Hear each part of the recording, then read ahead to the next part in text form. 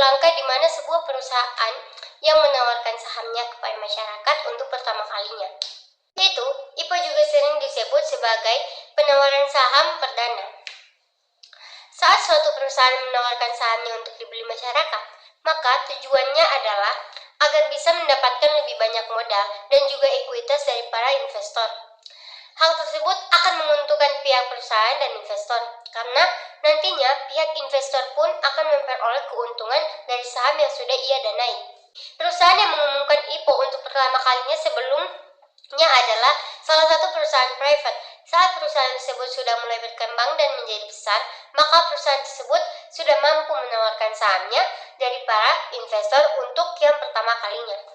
Umumnya, kondisi tersebut terjadi saat suatu perusahaan sudah mencapai angka valuasi sebanyak 1 miliar dolar, namun perusahaan yang memiliki nilai valuasi lebih rendah dari itu juga bisa sudah menawarkan sahamnya.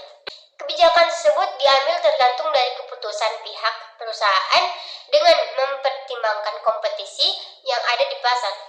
Sehingga saham para shareholder private pun akan memiliki nilai seharga pasar yang ada. Selain itu, jenis perusahaan yang tadinya tertutup atau PT akan menjadi terbuka atau TBK. Semakin banyaknya perusahaan yang membuka saham bisnisnya untuk masyarakat, maka bisa kita simpulkan bahwa kondisi ekonomi negara sedang cenderung positif. Karena saat resesi terjadi pada suatu negara, maka jumlah IPO pun akan cenderung menurun. Proses initial public offering. 1. Underwriter. Sebelum kita lanjut pada pembahasan proses IPO, hal pertama yang harus kita ketahui adalah tentang adanya underwriter. Dalam bahasa Indonesia, istilah ini lebih dikenal sebagai penjamin emisi.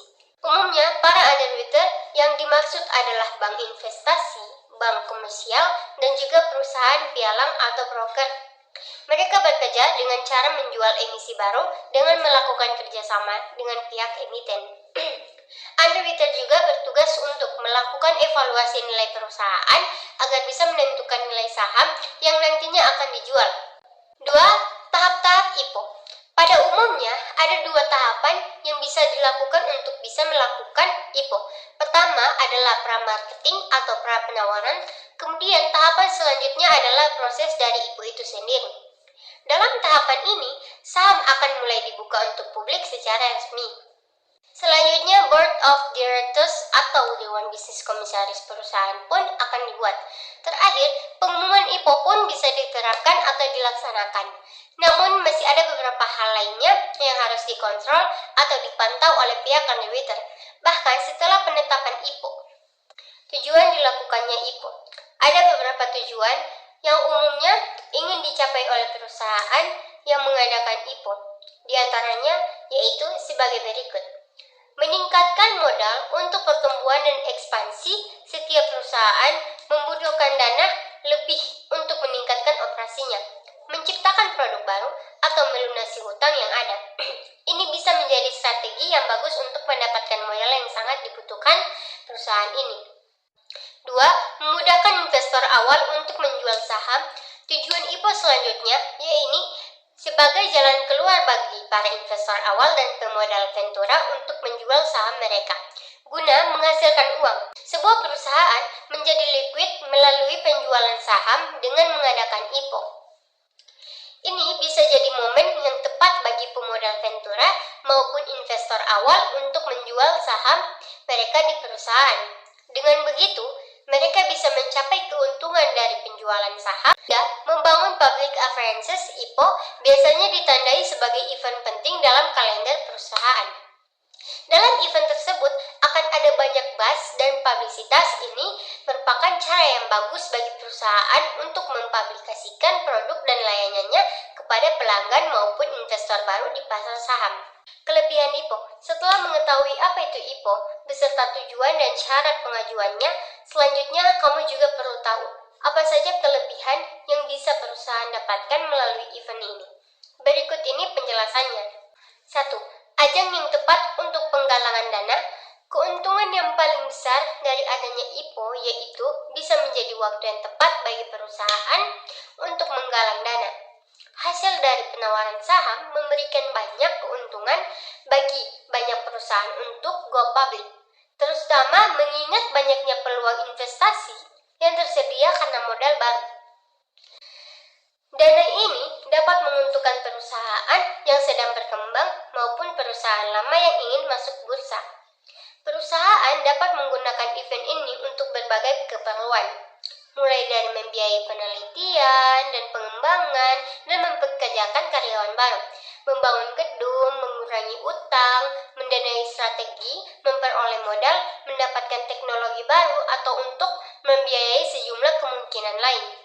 Hal ini tentu sangat berdampak bagi pertumbuhan perusahaan.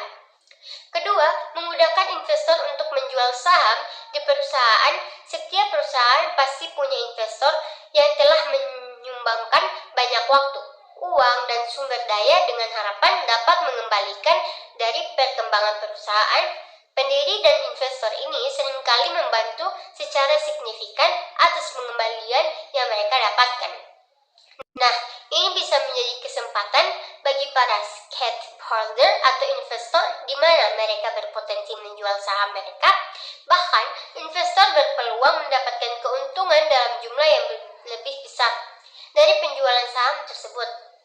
3. Meningkatkan publisitas dan kreativitas. Jika sebuah perusahaan ingin terus bertumbuh dan berkembang, maka perusahaan membutuhkan peningkatan eksposur ke pelanggan potensial yang mengetahui dan mempercayai produknya. IPO dapat memberikan eksposur tersebut karena mendorong ekstensi dan kreativitas perusahaan di masyarakat. Keempat, mengurangi biaya modal keseluruhan. Banyak perusahaan yang seringkali harus membayar suku bunga yang lebih tinggi untuk menerima pinjaman dari bank atau menyerahkan kepemilikan untuk menerima dana dari investor. Dengan mengikuti event ini, perusahaan dapat mengatasi kesulitan tersebut secara signifikan. IPO. Selain kelebihan IPO, juga mempunyai beberapa kekurangan diantaranya. 1. Risiko menurunnya harga saham perusahaan. Jika sebuah perusahaan berhasil memenuhi targetnya, maka harga sahamnya biasanya akan meningkat, dan jika tidak, maka harga sahamnya akan menurun. Maka dari itu, perusahaan harus bisa berpikir jangka panjang sebelum mengikuti IPO. Kedua, potensi kehilangan kontrol atas perusahaan. Salah satu kelemahan utama dari IPO yaitu pendiri dapat kehilangan kendali atas perusahaan mereka.